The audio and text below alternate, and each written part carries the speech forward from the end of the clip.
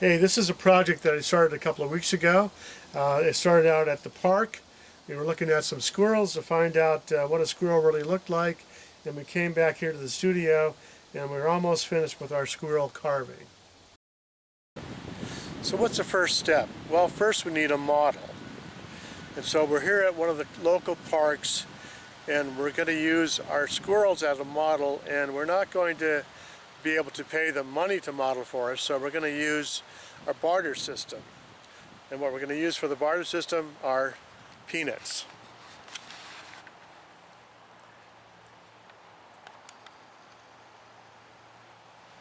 You can see by looking at them, they're almost all of God's creatures are built basically the same way. You've got heads, ears, eyes,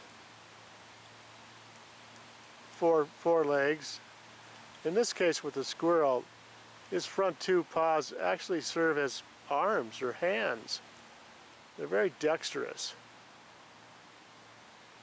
And of course their backbone ends in a big fluffy tail, which serves as a balancing for their antics, and also it's like a carry-on blanket.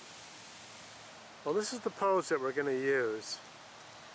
So we just wanted to get a kind of a close-up look of what these little guys really look like, because as many times as a person has seen a squirrel, when it comes down to creating a two-dimensional or three-dimensional form that resembles a squirrel, you find out that you've seen a squirrel, but you've never really looked at a squirrel.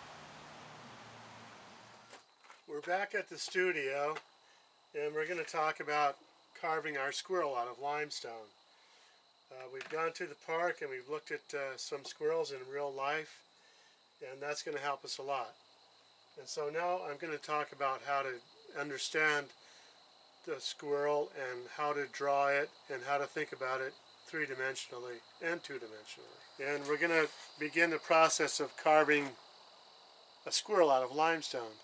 But first I want to talk about understanding the form of a squirrel in both two-dimensional and three-dimensional perspectives.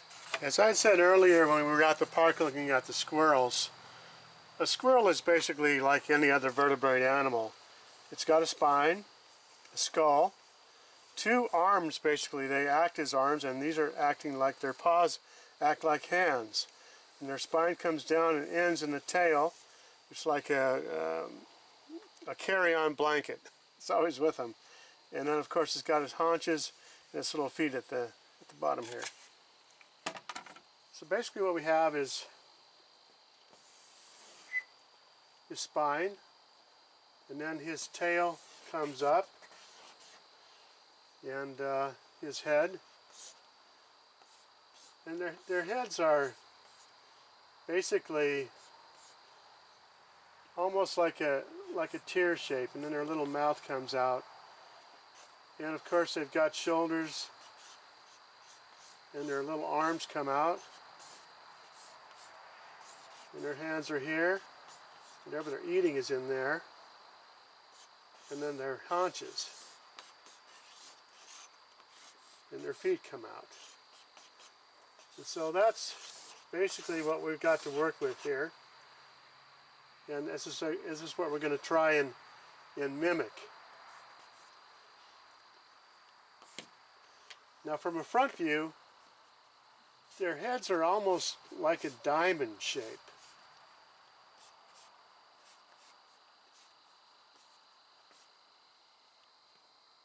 And they're almost like a pear shape when you look at them front on.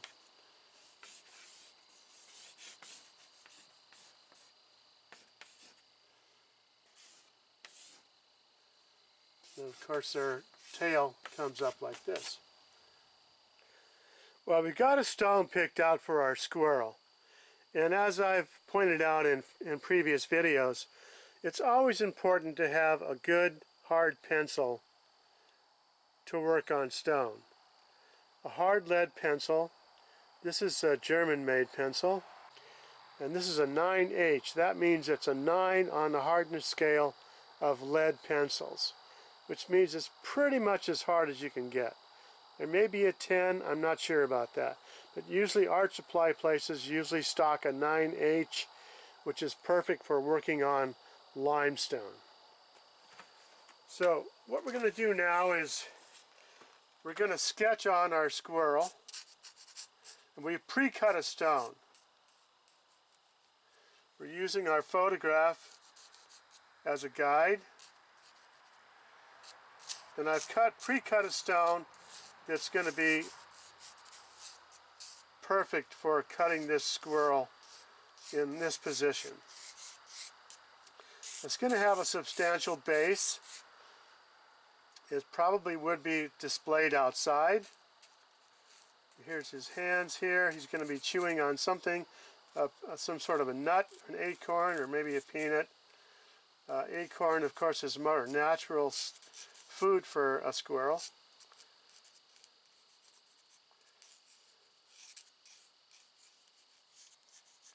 He's going to have his little paw coming down here. And down in this area, we're going to have acorns and oak leaves. When you're doing sculpture work, it's always a good idea to incorporate the natural environment of the subject you're trying to portray.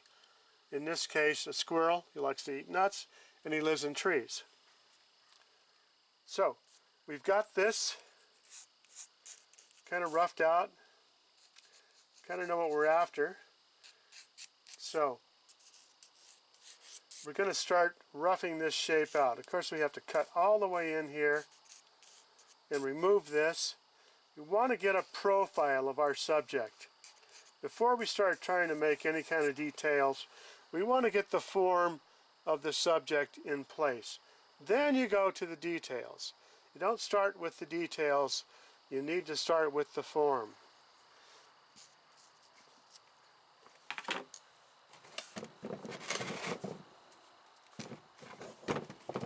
And from a front view, as I pointed out in the drawing, we're going to have to center this guy in here.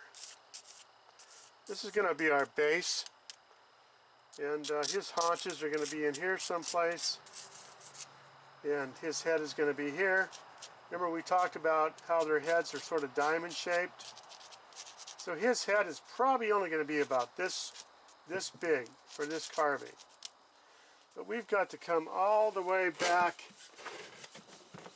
into this area before we even think about shaping the haunches.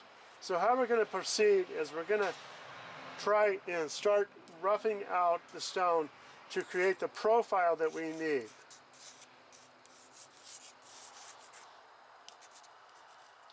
Doesn't have to be exact right now, because you're going to lose your lines. Once you start cutting on the stone, you're going to lose your lines. You're going to want to go back and back again. And another way to keep your lines as long as possible is to use a hard pencil. In order to save time on this project, as I said, we're going to notch this out, and we're going to get our profile before we start anything else. And in order to save time, I'm going to use some modern tools, which is a diamond blade electrical powered saw. And I'm going to take and cut this out with the saw, and I'm marking it down this way with a square. And so when I flip it over,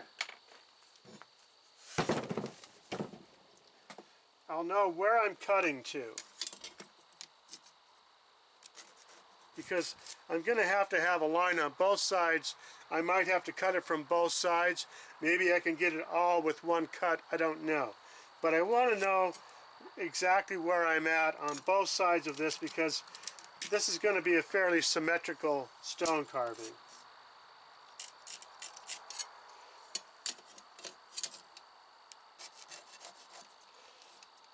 So we're going to be way down in here, and so what we can do is, we've got this line. We'll measure out how far that is by adjusting our square.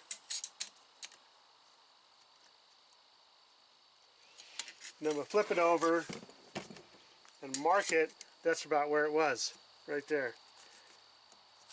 and then we'll know exactly what we're cutting out from both sides of this project. One thing I want to point out before we really get started here with our saw is that you can do just about anything with a stone by just using a hammer and a chisel. So this could all be done by hand.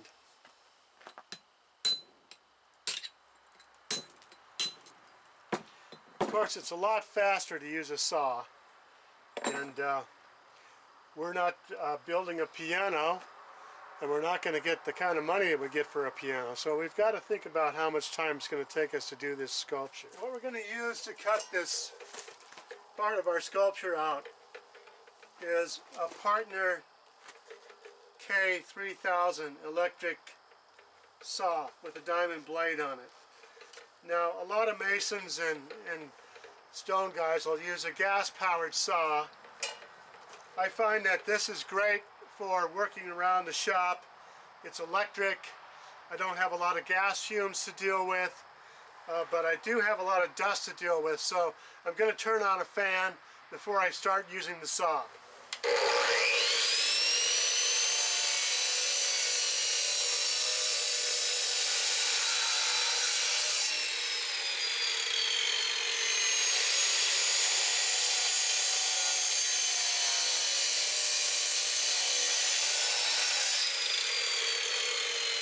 So we've gone as far down as we can right now with the saw. And what we're going to do is break that right out of there, and I'll show you how we do that. I'm going to use a pitching tool. It's basically a really large chisel. This is an old timer, and look at it, how it's all mushroomed out. Back in the day, you know, guys, they did what they had to do to get the job done. So we're just going to give it a good whack right about here.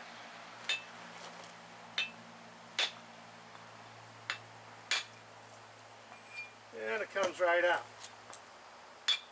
So we're pretty close to where we wanted to be.